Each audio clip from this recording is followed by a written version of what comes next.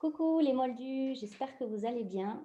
Aujourd'hui, je suis très contente d'accueillir une belle âme qui a eu la gentillesse de partager avec nous son éveil spirituel. Elle s'appelle Hélène. Coucou Hélène. Bonjour. Hélène, c'est une Moldue comme vous et moi et ensemble, on va pouvoir un peu échanger sur son éveil spirituel et comment elle vit la spiritualité dans son quotidien. Donc, je vais la laisser vous parler un petit peu d'elle pour qu'elle se présente. Alors bonjour à tous, merci encore Laure de m'inviter pour parler spiritualité, éveil. Comme je te disais, c'est toujours un plaisir de se rencontrer et d'échanger. Donc moi, c'est Hélène Milsan, j'ai 32 ans et aujourd'hui, je travaille auprès des enfants et des adolescents en proposant des ateliers. Alors des ateliers que je veux spirituels, mais on va aussi, il y a beaucoup de créativité dedans, d'échanges, un peu de philo. Et puis l'idée, c'est de reprendre confiance et puis d'oser rêver, de remettre de la magie dans le monde, des petits et des grands, parce que de temps en temps, je travaille aussi auprès des femmes et je pense qu'on a besoin de magie aujourd'hui. Du coup, voilà, c'est un petit peu ce que je fais. J'ai créé un podcast pour les enfants parce que après avoir voulu œuvrer à l'éducation nationale, je me suis dit que ce n'était pas pour moi et donc je me suis mise à réinventer l'école de demain. Et Mhm. donc, il y a un podcast qui s'appelle Les leçons du Nouveau Monde qu'on peut trouver. Et Licia, cette enseignante du Nouveau Monde, donne les clés aux enfants aujourd'hui que les enseignants peuvent faire écouter à leurs enfants dans leur classe. Et puis, il y a un livre que j'ai écrit que les adultes pourront parcourir. Donc, c'est plein de petites graines que je sème et que je fais avec plaisir parce que j'ai compris que quand un système va mal, parfois il est bon d'en sortir pour pouvoir semer nos propres graines et pour recréer un nouveau système. C'est un peu ce que j'essaie de faire, avec d'autres bien sûr, parce que tout seul c'est impossible. Oui, c'est ça. Et moi, j'ai eu la chance de te découvrir via les réseaux sociaux, via ton compte Instagram. Et c'est ça, j'ai eu la chance de pouvoir écouter ton podcast. Et je me suis dit, mais waouh, mais c'est génial. Je trouve ça c'est tellement beau, tellement, c'est ça, de remettre la magie, de donner de l'espoir, comme on a discuté, dans Mm. le cœur des petits et dans le cœur des grands, parce que tu arrives à toucher les enfants, les ados, et particulièrement en ce moment avec ce que l'on vit, je pense que ça peut que faire du bien de pouvoir partager sur la magie de demain pour garder espoir Mm. Ouais. et de rendre aussi accessible gratuitement, parce que ton podcast est accessible gratuitement Ouais. sur YouTube, et ça peut et qui parle aussi des différentes dimensions du corps, de l'âme, et c'est super, enfin c'est super à écouter, et je vous invite vraiment à y aller si vous connaissez pas encore, parce que ça vous remet un petit goût de magie, et je trouvais ça vraiment chouette d'oser, tu vois, d'oser créer des choses hors normes, tu sais, hors du quotidien, pour justement semer des graines et transformer un peu le système dans lequel on vit, comme tu disais. Ouais. Mais tu sais, je crois que c'est aussi un appel viscéral au début, parce que moi, je travaillais dans les écoles et à un moment, je me dis, mais je peux plus le faire. L'école ne me correspond pas à moi là aujourd'hui. Et donc, on se demande vraiment, la question, c'était, mais c'est quoi l'école de mes rêves? Ça serait quoi? Et donc, à partir d'une question qui devient, qui commençait à m'obséder, j'ai commencé vraiment à l'imaginer. Donc, j'ai d'abord écrit le livre où j'ai imaginé le monde de demain et cette école. Et après, c'est comme si les clés, les 10 clés, elles étaient évidentes. Tu vois, c'était des valeurs, la paix, la liberté, l'harmonie. Puis au fur et à mesure, voir cette enseignante qui les transmet dans la nature, les voir pratiquer de la méditation, les voir. Et en fait, je me dis, mais c'est pas si loin cette école de demain, ce monde-là nouveau, il est juste à portée de main.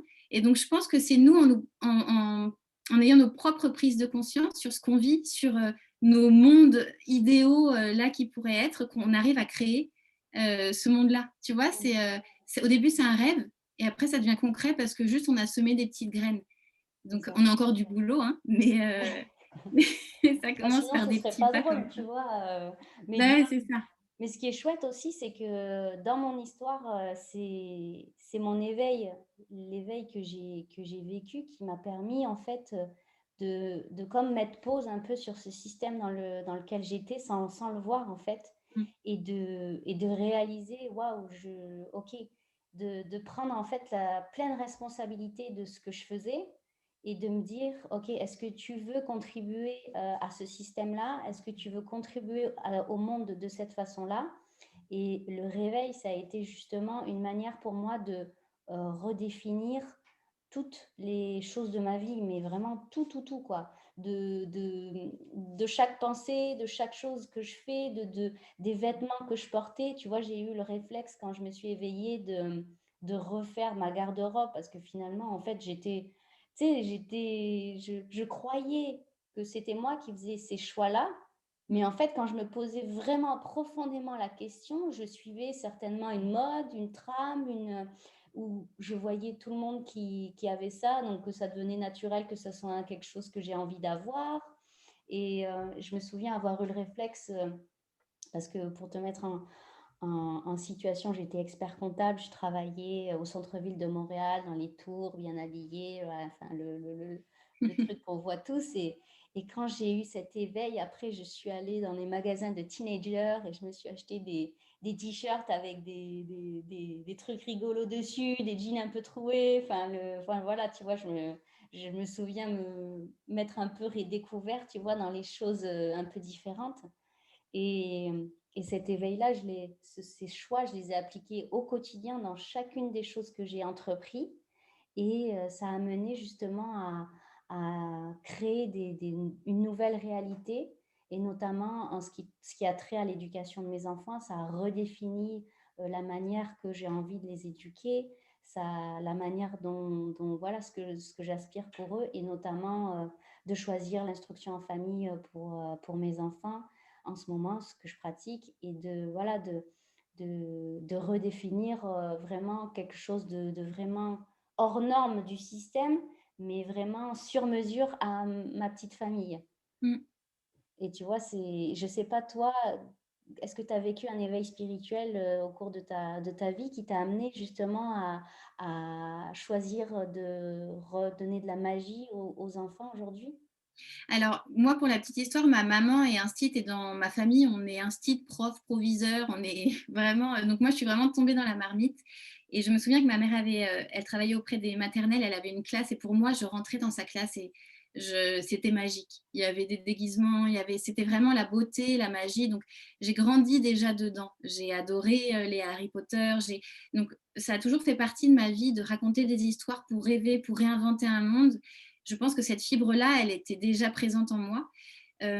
Par contre, quand j'ai pris un travail, etc., j'ai eu besoin à un moment donné de partir. J'avais un super appart à Paris, j'avais un CDI, je travaillais auprès des étudiants de milieu modeste, une équipe géniale, mais je sentais que j'avais besoin de remettre du mouvement dans ma vie parce que ça commençait à être, je stagnais un petit peu et il y avait quelque chose qui était en train de mourir. C'était à peine palpable, mais je sentais qu'il fallait que je bouge. Donc j'ai fait un tour du monde avec mon ancien compagnon, on est parti. Et puis, bien sûr, ça ne se passe jamais comme on veut. Et je me souviens, on était en Nouvelle-Zélande, il faisait froid et on prend l'ordi et je regarde des vidéos de Tistria. Je ne sais pas comment je tombe dessus, donc c'est une série, je trouve les documentaires magnifiques, les images sont très belles. C'est Anthony Chen qui fait ça, je crois. Et elles sont disponibles sur YouTube. Internet. Et là, je découvre déjà de un plein de praticiens. Et puis, je découvre aussi enfin, ça met des mots sur ce que je pressens, mais je les ai vus de façon boulémique, c'est-à-dire que j'ai quasiment tout regardé. Ça m'a après ce tour du monde, je pense que bon, comme un voyage, hein, j'ai fait un voyage à l'extérieur, mais j'ai continué à faire ce voyage intérieur en revenant. Ça a vraiment mis un mouvement. Et en revenant, du coup, j'ai pu m'inscrire à des stages. J'avais découvert Mallory Malmasson dans les vidéos Tistria. Donc, je suis arrivée à un stage à l'espace Totem où j'ai rencontré des gens super, où on parle de capacités extrasensorielles, essayer de faire de la médiumnité. Donc, on arrive avec plein de questions, mais qu'est-ce que c'est? Puis, en fait, on revient à la simplicité un peu après, en disant, mais en fait, c'est pas grave si là, tu vois pas les chakras du voisin, mais tu as ton intuition là, que tu as toujours eu. Et donc, on réapprend, en fait, ce que les enfants savent de façon intuitive. Nous, on le réapprend. Et c'est ça que j'adore quand on travaille avec les enfants, c'est que moi, quand je les fais travailler maintenant, par exemple, quand je leur demande comment ils se sentent, ils vont tous faire les mêmes dessins au même moment et utiliser les mêmes mots parce qu'ils ont une connexion comme ça Et on se dit, les adultes, pendant 4 heures, ils vont chercher, ils vont nous faire des A plus B. Les enfants, c'est déjà présent. Et je crois que le but des accompagnants, des parents dans l'éducation, c'est de maintenir ce lien au cœur et à l'intuition qu'ils ont déjà. Et je crois que mon éveil, et comme beaucoup, ça a été, on rebranche et on essaie de retrouver un état qui était présent avant, mais qu'on a perdu. Oui, ça me parle dans mon expérience aussi, cet état, et puis c'est surtout, c'est s'autoriser soi-même à se faire confiance, tu vois? Parce qu'on Mmh, perd cette confiance en soi et finalement on doute continuellement et je le vois, bah, même après, toutes ces années d'éveil, c'est perpétuel, tu vois? Je dois revenir à moi en me disant, en arrêtant justement les doutes parce que je sais que je m'écoute, je sais que je fais des choix du cœur, mais quand tu fais un choix du cœur, ça ne veut pas forcément dire que ta vie se déroule, de manière hyper simple et que tout va bien et que voilà, ça y est, tu es spirituel donc tu as pas de difficultés dans ta vie, tu vois? mmh, Et en fait, c'est de voir la difficulté pas comme un moyen de douter de ton choix. Des fois, tu es certain que tu fais, par exemple, si je prends l'exemple juste de l'IEF, je sais mmh. il y a certainement de nombreuses, familles, de nombreux parents qui, vous souhaiteraient oser, tu vois, faire l'IEF. Mais, c'est sûr qu'en tant que parent, tu vas être confronté déjà à tes peurs, à tes croyances par rapport à l'éducation, par rapport à l'instruction en famille, par rapport à tous les conditionnements qu'on a de la manière dont on a été éduqué à l'école, de qu'il faut s'asseoir, qu'il faut machin, qu'il faut être très scolaire. On va avoir des petites barrières, pas très sympathiques, de contrôle, ou, justement de suppression de possibilité de le faire pour nous faire peur, pour, toujours, plus nous contrôler, tu vois? Mais, voilà, on va être confronté à ces choses-là et qui peut t'amener, des fois à douter, voilà, de ta propre capacité. Est-ce que moi, on me dit souvent, «Est-ce que tu te sens vraiment, capable de d'instruire tes enfants?» C'est drôle cette question-là, tu vois? Parce que est-ce que la maîtresse qui a fait le parcours, elle a plus de capacité à instruire les enfants que moi? Tu sais, je sais pas, on est certainement, je pense, complémentaires et ce que je trouve, peut-être, c'est difficile dans cet éveil et cette conscientisation des choix de vie que l'on entreprend, c'est qu'on est dans un monde où tu sais, qui tu as l'impression, oui, qu'on se divise et qu'on a des choix un peu extrêmes, qui sont des choix du cœur qui sont tellement, pleins de sens, mais qui font paraître pour, marginalisés, extrémistes, dans le sens parce que c'est très peu font ce genre de choix et nous, on se retrouve, je trouve, à faire des choix, un peu extrêmes pour balancer la réalité de la majorité, alors on pourrait trouver un tu sais, peut-être que ça prend des extrêmes pour retrouver ensemble un juste équilibre. Parce que tu vois, pour l'instruction en famille, et j'aimerais bien, moi, dans mon école, de demain, tu vois, qu'il y ait, un juste équilibre entre, voilà, que moi je m'en occupe, mais que aussi d'autres personnes puissent contribuer en complémentarité avec moi à, soutenir, bah, l'éducation de nos enfants, tu vois? Mais Mmh. là, tu es obligé de t'en sentir un peu seul et de le faire tout seul dans ce monde-là, par rapport à, ce système que tu veux pas soutenir. Mmh. Et tu vois, Mais je pense que c'est les temps d'aujourd'hui qui nous invitent à le faire parce que, on apprend des extrêmes et aujourd'hui, on est dans un moment de transition où je pense que le parent doit essayer de comprendre ce que c'est. Pareil, l'école, comme elle est aujourd'hui, elle va finir par disparaître. Donc, tu vois, c'est vraiment des expériences qu'on fait qui vont servir ce qu'on va réinventer demain. Parce que je pense qu'on la voit tous, l'école, c'est pas un parent, l'IEF, c'est pas encore. Alors, il y a des gens qui s'y retrouvent, mais je pense moi, cette phrase-là, il faut tout un village pour éduquer un enfant. Pour moi, on devrait partir de là. Et du ouais, coup, le parent n'est pas suffisant pour accompagner l'enfant. C'est une évidence. Il y a plein de communautés en Amérique latine, en Afrique, dans plein de pays. Et puis, même avant, on le faisait. Donc, aujourd'hui, le parent a besoin d'espace, l'accompagnant en a besoin, l'enfant aussi. Et donc, je pense qu'à l'avenir, on va arriver vers vers des échanges qui seront beaucoup plus cohérents et bienveillants pour tout le monde en fait.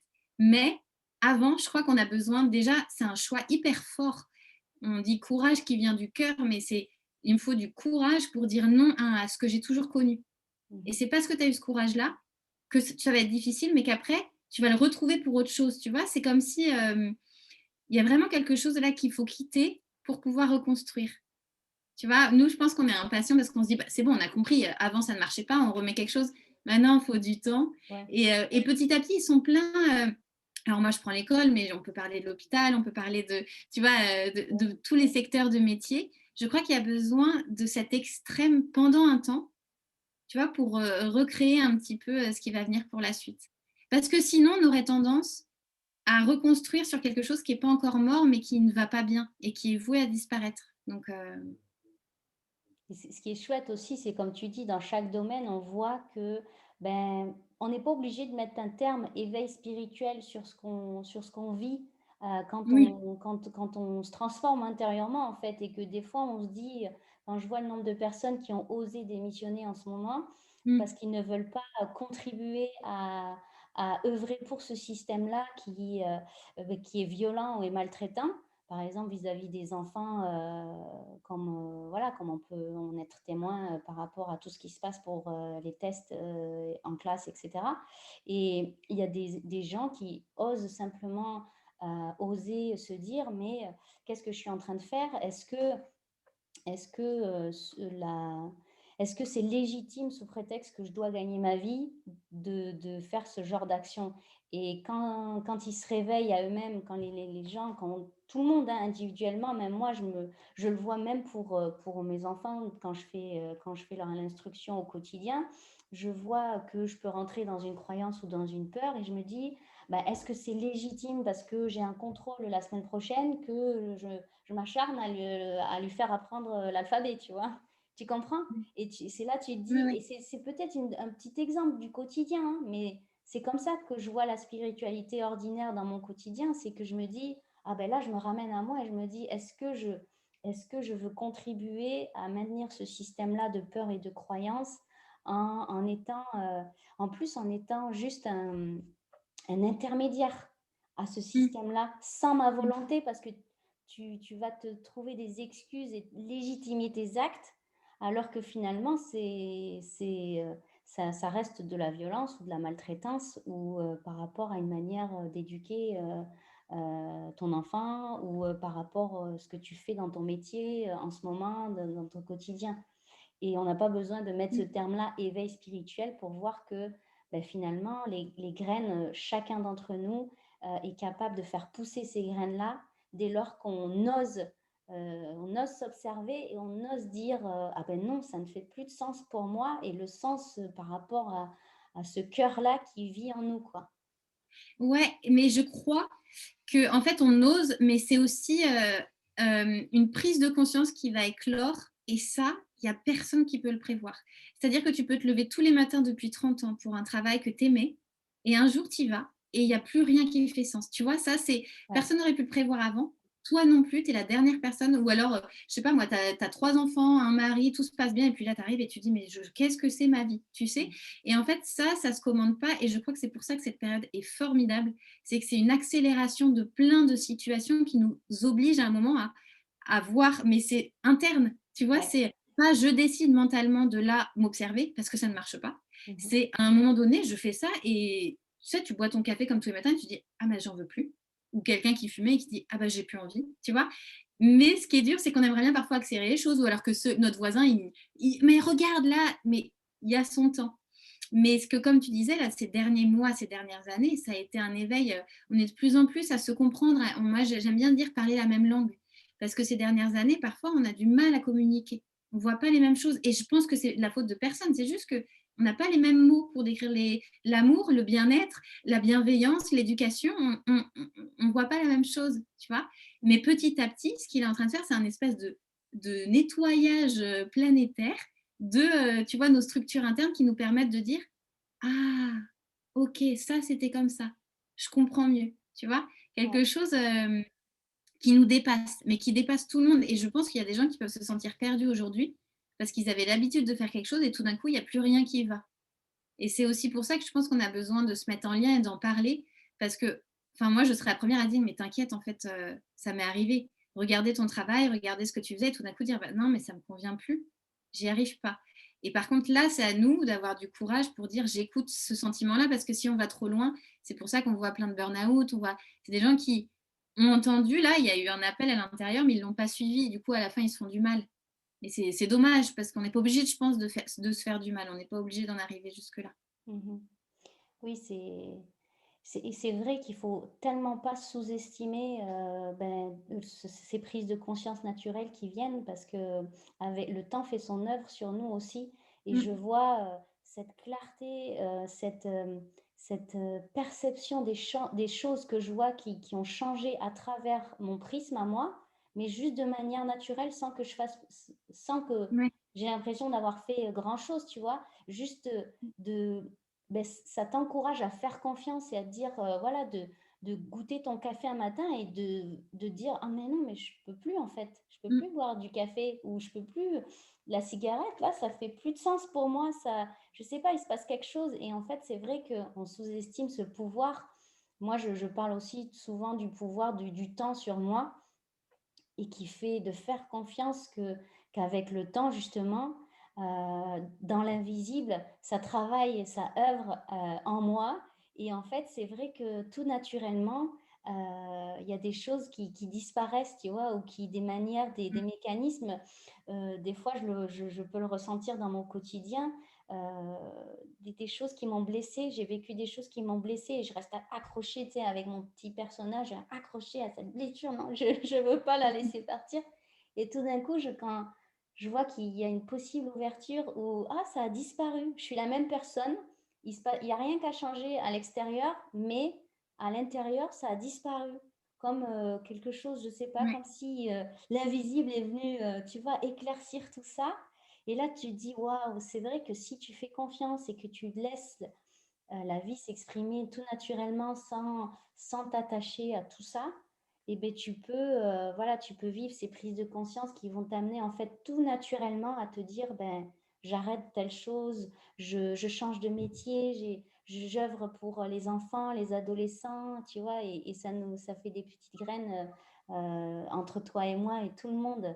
Et ça, c'est comme ça qu'on arrive à transformer ce monde-là dans lequel on vit. Ouais, c'est vraiment, comme tu dis, des appels intérieurs. Je pense qu'au début, on ne veut pas écouter parce qu'il y a quand même quelque chose de désagréable dans ce mouvement-là, de quitter quelque chose de connu, tu sais? C'est Mhm. quand même agréable de tous les matins boire son café, de savoir que c'est bon, et cetera. Rompre une habitude peut être difficile. Mais après, ça devient, comme tu dis, il y a un lâcher de: «J'ai fait ce qu'il fallait», et aujourd'hui, tu sais, quand tu relis ta vie quelques années plus tard, tu dis: «Ah ouais, OK». Enfin, tu vois, je trouve que c'est tellement, nécessaire. Je crois qu'on ne va plus pouvoir se mentir à soi-même parce que le pire des mensonges, c'est ça, hein, c'est de se mentir à soi-même en se disant, parfois c'est inconscient, mais voilà, ça me convient. Non, en fait. Peut-être que là, tu t'es convaincu que ça te convenait, mais c'est pas aujourd'hui, c'est plus vrai. Donc mais c'est individuellement, ça tous, on est tous les jours en train de réactualiser comme un espèce de, on télécharge un nouveau système en permanence pour voir si ça nous convient. Je trouve que ça demande quand même de s'accrocher pas mal de fois. Parfois, on aimerait bien dire, alors j'aimerais dormir pendant 3 ans et me réveiller, s'il vous Ouais. plaît. C'est clair. Et toi, du coup, dans ton quotidien, tous les jours, quand tu te lèves le matin et que tu te couches le soir, est-ce que tu as des petits outils au quotidien ou comment tu vis pleinement ta spiritualité dans le sens comment tu laisses ton âme s'exprimer à travers toi, à travers ce corps que tu as choisi pour comment tu fais au quotidien? Est-ce que tu as des petites choses que tu as envie de partager ou... Ouais, moi, bah, du coup, je pensais là, une des choses qui m'aide beaucoup, c'est la gratitude. L'autre fois, j'étais avec mon frère, on discutait et il faisait super froid, on était dans le lit et on se disait, mais t'imagines à quel point on a de la chance d'être là dans un lit. Tu sais, c'est des choses toutes simples. Mais moi, dans le Tour du Monde, j'ai été en Mongolie, dans des endroits où on se chauffait à la bouse de vache et j'avais un froid pas possible. Et juste apprécier le, tu es dans un lit. tu sais, peu importe où ou comment. Et donc, juste, en général, moi, ce qui me donne énormément de joie, c'est ces moments où j'arrive à capter cette gratitude immense d'être là où je suis, nourrie par le soleil, entourée de gens que j'aime, à partager un bon repas, tu vois? Des choses très simples. Et moi, je pense que la spiritualité, c'est aussi nous permettre de mettre du sens dans notre vie et de penser un peu plus haut et un peu plus loin que dans des carcans. Et donc, ça donne une bouffée d'air, en fait. Et pour moi, ça devrait être, pour chacun, c'est pas une routine hyper compliquée, c'est la simplicité de rire, la simplicité d'être en joie, la simplicité de pouvoir avoir eu une mauvaise nouvelle et pourtant de poser devant un champ et en avoir les larmes aux yeux tellement, c'est absolument merveilleux d'être sur une boule qui tient dans l'univers, vivant. Et là, moi, parfois, je suis émerveillée. Donc, c'est pas toujours. En fait, je pense pas qu'on puisse être dans un état comme ça de grâce et d'émerveillement pendant 24 heures sur une journée, mais c'est vraiment d'aller les chercher ces moments-là. Et moi, je sais que j'ai vécu longtemps à Paris. Je suis née à Paris et à un moment donné, je n'arrivais plus à trouver ces moments-là. Pendant un temps, j'ai réussi, j'allais dans des endroits qui me mettaient en joie, j'arrivais à trouver la beauté. Aujourd'hui, c'est la nature vraiment qui me permet de. Je suis face à l'océan, je crois que très rarement, j'ai pas, enfin, j'ai souvent une larme qui va tomber tellement je suis transportée par l'énergie du lieu, par les arbres quand je vais en forêt, par les animaux que je croise. Donc, je pense que c'est à chacun de trouver aussi ce qui le met en joie. Et j'ai une chance incroyable, mais les enfants me ramènent toujours à l'instant présent et au rire. Et ce que j'aime avec les adolescents notamment, c'est que on a tendance à les considérer comme des plus petits que nous, mais eux, ils vont avoir le répondant que les enfants n'ont pas. Du coup, ils vont toujours nous remettre en place. Et moi, j'adore me confronter à eux parce que c'est mais excusez-moi madame, mais là, je suis pas du tout d'accord avec vous, vous dites n'importe quoi. Et donc, tu sais, il y a ce truc-là de ah ouais, en fait, là, on va discuter. Tu vois, l'autre, et alors les enfants, les ados, moi je trouve ça génial parce qu'ils arrivent à me ramener dans l'instant là. Et bon, après, ça parle de moi parce que j'aime être en lien et je pense que c'est pas pour rien que j'œuvre auprès d'eux. Mais tu vois, je me dis, c'est nos maîtres. Mhm. Franchement, je le dis plusieurs fois, tu vois, mais tu Ouais. vois les enfants qui te disent des choses. Quand je faisais des ateliers philo, il n'y avait pas besoin d'aller chercher pendant des livres hyper compliqués. T'écoutes un enfant te dire c'est quoi l'amour, c'est quoi la vie et l'amitié et la mort, parce qu'eux peuvent en parler comme beaucoup plus facilement que nous. T'écoutes un ado te parler du monde et de leurs rêves. Tu vois, il y a tout là, Mhm. dans la simplicité en fait de ces moments. Mhm. Ouais, je suis entièrement d'accord avec toi et cette manière-là aussi que je suis parvenue dans mon quotidien justement ben, avec la pleine présence d'être dans ce corps-là et de pouvoir expérimenter grâce à cet outil-là ben, le monde dans lequel j'évolue. Tu vois, peu importe ce qui se passe, peu importe la pluie, peu importe le soleil, peu importe voilà, qu'est-ce qui arrive de conscientiser, tu vois, juste le fait que je suis là et tout cet amour qu'on reçoit et sans s'en rendre compte parce que j'ai beaucoup, tu vois, j'ai beaucoup transformé moi cette année au cours de 2021 cette notion d'amour. Souvent, voilà, au niveau de l'éveil spirituel, on va s'ouvrir à une manière, à de nouveaux mots qu'on n'avait pas l'habitude d'employer, ou les gens qui ont un niveau de conscience un peu plus élevé parlent de l'amour, la loi de l'amour, enfin tout l'amour, tu sais, souvent ce terme est employé, et ils vont nous expliquer que l'amour, c'est pas le sentiment humain comme nous on a l'habitude, et c'est vrai que ça peut paraître bizarre au début quand tu te reconnectes à toi-même cette notion d'amour, mais plus tu te fais confiance, plus tu écoutes ta boussole intérieure et plus tu chemines et plus tu sais, c'est comme un cercle vertueux, tu sais, dans lequel tu évolues. Et ce qui est fascinant, c'est que on entend souvent tu es amour, je suis amour, tu vois. Oui, alors je le médite, tu vois, je suis amour, mais des fois tu le conscientises pas vraiment. Et là, je suis arrivée à un point où j'ai eu des petites prises de conscience naturelles avec le temps, comme on disait, où voilà, je commence à conscientiser cet amour, que je suis amour, pourquoi on parle de l'amour, de l'amour avec un grand A, et que tout est amour. Et ça, tu vois, tu conscientises ça, Et quand plus je le conscientise et plus je le vois partout, plus je le vois, plus je le conscientise, et je rentre comme ça dans quelque chose de magnifique où j'établis un lien et que je comprends en fait. Je comprends quand quelqu'un va me parler de l'amour, justement. Euh, je vais comprendre à mon niveau maintenant de conscience. Tu vois, je l'expérimente en fait. Je le ressens. Mais c'est ça, parce que tu dis, je le comprends, mais je pense que c'est que tu le comprends au-delà des mots et Ouais, de c'est la ça. tête. Ouais. Tu vois, c'est quelque chose qui s'est ouvert et ça, ça se commande pas. Enfin, tu vois, il y a ce truc-là. C'est pour ça qu'on a du mal à parler de ces moments déjà qui sont intimes, parce on n'éprouve pas tous les mêmes choses avec. Mais je crois que c'est Mallory qui m'avait dit ça une fois. Elle m'avait dit, au fur et à mesure qu'on s'éveille, ça arrive de plus en plus qu'on pleure. Mais qu'on pleure de beauté, de joie et Mhm. d'amour. Et c'est vrai Mhm. que ça m'a énormément déstabilisée au début. Il pouvait m'arriver de pleurer, mais presque de désespoir face à la fin dans le monde. Enfin, tu vois, des choses qui avaient besoin de partir. Mais après, très vite après, ça a été, je pleurais dès que je voyais quelque chose de beau. Tu Mhm. sais, qui reprend de la place au fur et à mesure. Et je me souviens qu'elle me dit, ouais, non, ça arrive souvent après. Qu'on Mhm. ait besoin, tu sais, qu'on soit saisi d'émotions face à. Comme si on avait lavé, on avait passé un essuie-glace sur les yeux, là, et qu'on voyait différemment. Ouais. Et de se dire et de se percevoir soi-même à la même Ouais. personne et des années en arrière qui passait à travers, enfin Mm. qui voyait pas toute cette beauté, tout cet amour. Et c'est drôle parce que on est nous-mêmes, on est juste plus conscient. On a ouvert notre cœur en grand, on a osé, tu vois, s'ouvrir à cette sensibilité, vulnérabilité et oser dire non, oser faire des actions, tu vois, oser, je sais pas, ça peut être quitter le travail, comme on disait tantôt, faire des choix, mais des choix qui font peut-être peur ou qui t'amènent toujours vers l'inconnu, mais qui t'ouvrent tellement le cœur en grand qu'après tu es témoin de toute cette beauté et tu te dis waouh, mais c'est Mm. magnifique, tu vois. Et quand on parle en ce moment que euh, tu vois, j'ai des discussions avec mon mari, tu vois, lui, il a un peu plus de mal et un peu plus perturbé en me parlant il est vraiment touché de réaliser que pour lui, tu vois, le monde est pourri, quoi. Il me dit littéralement, le monde est pourri.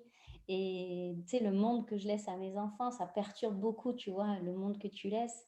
Et, et tu vois, tu sais, tu arrives à percevoir, ok, mais tu vois qu'il s'éveille à travers ça aussi en s'auto-percevant soi-même dans ce que tu vois et dans ce que tu peux penser. Et je trouve ça, voilà, de me dire, attends, lui, il pense que le monde est pourri et moi, je trouve que le monde, il est merveilleux. Tu sais, comment tu peux... voilà, mais tu vois, c'est juste une histoire de perception, de qu'est-ce que... Voilà, de conscientisation de qu'est-ce que tu vois. Parce que oui, tout coexiste en même temps. Mais Mm. voilà, c'est s'offrir cette possibilité de percevoir ben, l'espoir, la magie de la vie, la beauté de la vie, parce que finalement, c'est l'amour qu'on voit partout autour de nous, tu vois. Donc ça, je trouve Ouais, ça... mais je le comprends aussi parce que ça peut être très difficile parce qu'on est des êtres sensibles et entendre parler de. Enfin, il y a des fois où même moi j'ai du mal. Je me dis, disons, on va loin quand même. Là, tu vois, j'étais à Paris pendant les fêtes et je vois, franchement, je vois la laideur, je vois tout ce qui va pas, la haine, etc. Mais j'étais dans le métro et je sais pas alors si j'étais dans un monde parallèle ou si c'était juste, mais pendant toute la journée. Et là, c'était dans le métro. 45 000 personnes ont dit alors attendez, monsieur, votre sac est ouvert. Attendez, je vous tiens la porte. Vous voulez vous asseoir? Il n'y a pas de souci. Tu sais, ça a été du matin jusqu'au soir. Et c'était comme si, comme dans la matrice, je voyais donc cette boule qui n'est pas belle, qui a vocation à disparaître. Il y a les murs tout gris du métro. Enfin, je le voyais, ça. C'était le, tu vois. Et que comme si c'était en train de se craqueler, qu'il y avait la lumière qui perçait derrière et que de toute façon, rien ni personne ne va pouvoir l'empêcher. Tu vois, Mhm, elle est là. Donc il y mhm, avait les masques, mais il y avait des sourires derrière jusqu'aux yeux.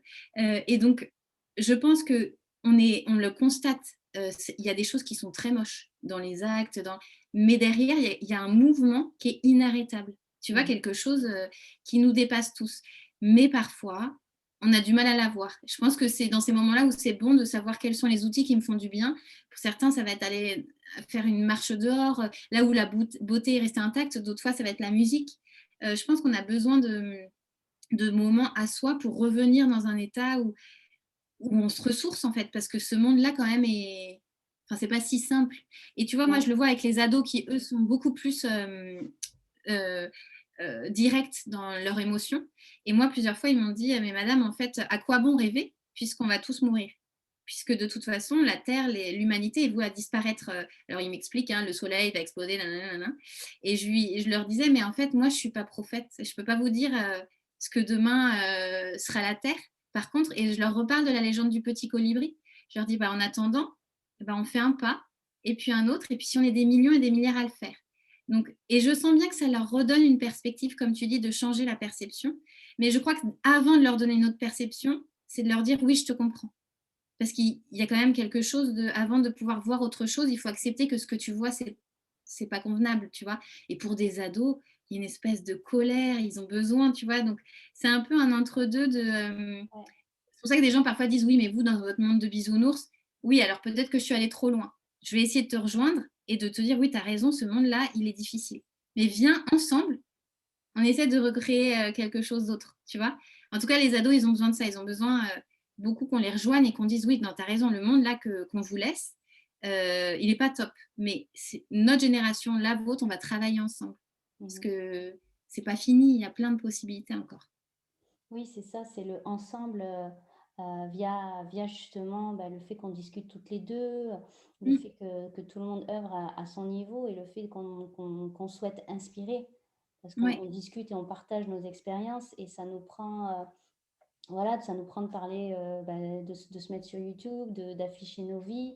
Mais voilà, si on a la possibilité d'inspirer quelqu'un, quand je vois toutes ces personnes qui vont peut-être s'éveiller et qui, dans un monde, voilà, en ce moment où tout est flou, parce que même pour moi, je le vois, des fois, je me sens perdue, un peu flou, mais j'ai développé des outils, en fait, qui me permettent de me ramener très vite. Et avant, quelque chose qui me prenait, je sais pas, 1 heure, ça va me prendre maintenant 5 minutes avec le temps et la pratique. Mais justement, ces gens-là, tu sais, qui ont un retour à soi et qui veulent, tu sais, ben, œuvrer différemment, ben ça, on peut être des graines, justement. Tu parlais de la locomotive, mm. la locomotive d'inspiration que quelqu'un m'inspire et que moi, à mon tour, j'inspire quelqu'un d'autre. Tu vois, les adolescents que tu inspires, tu vas pouvoir inspirer d'autres personnes. Ils vont inspirer d'autres personnes et ainsi de suite. Ça fait une chaîne. Et ça fait un peu le travail du colibri Mm. aussi. Mais justement, d'œuvrer ensemble Ouais. de choisir, ben, d'incarner ouvertement notre spiritualité dans notre quotidien de la plus belle des manières, d'une manière hyper simple, hyper belle, dans la joie de vivre au quotidien sans ignorer le monde dans lequel on est, sans ignorer la Ouais. difficulté, sans ignorer voilà, la laideur, la lourdeur qui existe et voilà, qui coexiste en fait avec la beauté du monde que l'on peut entrevoir et d'inspirer sans essayer de forcer parce que c'est vrai que je trouve que c'est hyper dur en fait au moins dans la cellule familiale ou amicale des fois ça va être plus de la confrontation parce que euh, on va pas comprendre ce changement-là de tous les choix que tu fais pour de quitter un CDI, voilà, c'est la sécurité et tu vois, tu vas être confronté et ça va. Des fois, j'ai l'impression que le fait de se choisir et de s'ouvrir et de s'éveiller à soi, ça peut amener en apparence des conflits avec voilà, parce que tu vas venir chambouler tout ton cercle très très proche.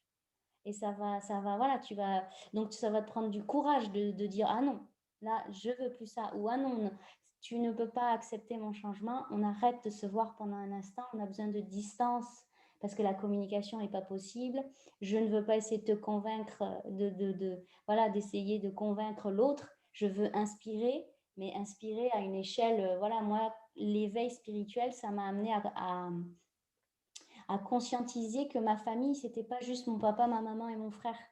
Mm. C'est que ma famille, c'est ma famille d'âme, ma famille, pas ma famille d'âme au sens la famille d'âme qu'on entend, mais la famille du cosmos, tu vois, qu'on est tous une Mm. famille, qu'on œuvre tous, qu'il y a des êtres de lumière qui nous aident, et de conscientiser, voilà, que d'apprendre à aimer un être humain lambda autant que j'aime mes enfants, tu vois, de conscientiser tout ça et de, voilà, et ça prend des fois pour s'ouvrir à plus grand, de se confronter à très très petit, difficilement.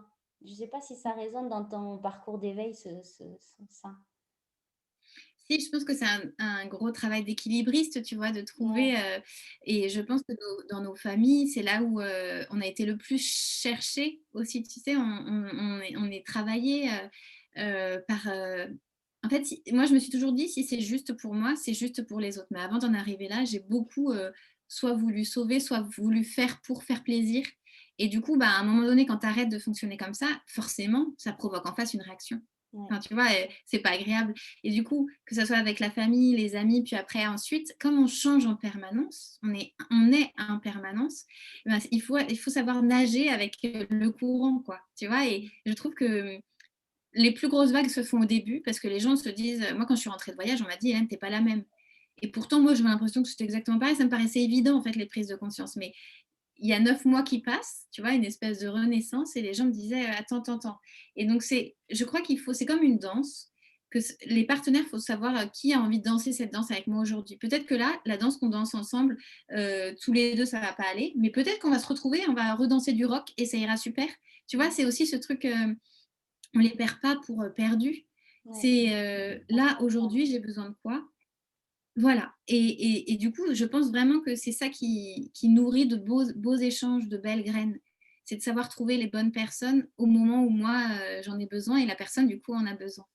Mais je te dis, c'est tout un travail d'équilibriste parce qu'on apprend tous les jours. Tu vois, moi, j'aime bien dire que la Terre, c'est une grande école, qu'on est tous des élèves et qu'on nous a donné des pouvoirs magiques qu'on ne sait pas utiliser. Tu vois, nos pensées, par exemple. Ah, tu sais, Ouais, bah ouais, ouais, tu penses, c'est créateur. Ah ouais, bah attends, attends, j'efface. Et moi, au début, je disais non, non, j'efface, j'efface. Et ça me faisait prendre conscience alors que les enfants, mais il y a une espèce de tu sais, c'est des poissons dans l'eau. Ils arrivent beaucoup plus à faire avec ça. Ils pensent à un truc. Le lendemain, il y a une maman qui me dit non, mais il manifeste à la vitesse de la lumière. Ça s'est présenté direct, tu vois. Donc, ouais, on apprend. Donc, je pense qu'il faut être indulgent envers nous. Moi, c'est vraiment ce dont j'ai eu besoin pour moi, de dire je vais pas assez vite. Oh, Hélène, t'es encore retombée dans tes anciens schémas. Oh là là, tu vois, il y a vraiment. On a tendance à être très dur envers nous-mêmes et du coup je me dis on est à l'école, on avance de classe en classe, on réapprend à marcher, c'est pas si évident que ça, donc on fait au mieux. Par contre, on a besoin de s'entourer de bons danseurs, en tout cas des danseurs qui dansent les mêmes danses, donc ça c'est de notre responsabilité, tu vois. ouais. Non, c'est vrai. C'est très vrai. Et c'est juste que, voilà, en fonction de nos paramètres de vie, Mm. on va justement vivre plus ou moins des gros challenges en fonction de, voilà, qu'est-ce que cet éveil va nous faire vivre. Et ça, c'est un beau parcours à s'offrir de toute façon. Mm. Ouais. Est-ce que, pour terminer justement, est-ce que tu aurais un petit mot à partager par rapport aux personnes qui nous regarderaient, qui s'éveillent à eux-mêmes comme ça? Qu'est-ce que tu aurais envie de dire? Moi j'ai envie de leur dire de se rappeler qu'on est vraiment tous ensemble. Tu l'as dit très bien tout à l'heure, on est une grande famille. Et on peut avoir l'impression d'être désespéré parce que ça ne va pas dans le bon sens. En tout cas, c'est l'impression qu'on a. Et juste se rappeler qu'on est vraiment des millions. Mais on est vraiment, vraiment. Moi, je vois vraiment cette terre-là. Et tu vois, je vois plein de lumière. Et en fait, on a une force, la force de l'amour, la force du collectif. Elle est immense et on ne la mesure pas. Et souvent, quand je vais dans les classes, les jeunes me disent non, mais madame, moi, je suis toute seule à penser ça. Et je suis obligée de lui redire attends, vous êtes des centaines que je vois à me dire la même chose. Donc, on est vraiment, vraiment très nombreux. On a l'illusion de croire qu'on est séparés, mais on ne l'est pas du tout. Et du coup, c'est juste reprenons espoir parce que pour l'instant, on ne se voit pas tous. Mais bientôt, on va donner naissance à un monde. On est tous là des jardiniers. On sème dans notre jardin comme ça, mais ça va fleurir de partout et ça va être super beau. C'est juste qu'il faut être patient, je Mhm. crois. Ouais, Patient, mais garder espoir. exactement, oui. C'est ça. Moi aussi, si j'avais un message pour terminer, ben ouais, c'est ça. Ce serait justement de, je dirais d'oser, mais tu vois, oser se choisir et oser accepter ce qu'on doit vivre dans la simplicité des choses que l'on vit et, et dans le sens que les difficultés auxquelles on fait face ne viennent pas forcément remettre en cause des choix de cœur qu'on essaye d'entreprendre. Mmh. C'est ça, c'est de ne pas abandonner rapidement et de se donner du temps Mmh. et voilà, juste de s'aiguiller et de prendre ça un jour à la fois et que si c'est trop fort, si c'est trop dur, si c'est voilà, de s'autoriser à pleurer, de s'autoriser à respirer, de s'autoriser à prendre le temps de vivre 5 minutes, voilà, juste de se recentrer au pied d'un arbre, de faire une balade, de faire un gâteau avec ses enfants ou voilà, de s'autoriser à pas les mettre à l'école une après-midi parce qu'on a envie de partager un moment d'amour avec eux. Voilà, de s'autoriser des petits trucs du quotidien qui donnent du baume au cœur quand, voilà, de savoir qu'est-ce qui nous donne du baume au cœur et de le faire, quoi, quand l'idée se présente à nous et de ne pas repousser à Mmh. demain. Et ça va nourrir cette confiance et cet espoir et cette magie de la vie. Et c'est un vrai cadeau finalement qu'on se fait à Ouais, nous-mêmes, hein. ouais, C'est le plus beau des cadeaux d'ailleurs. oui.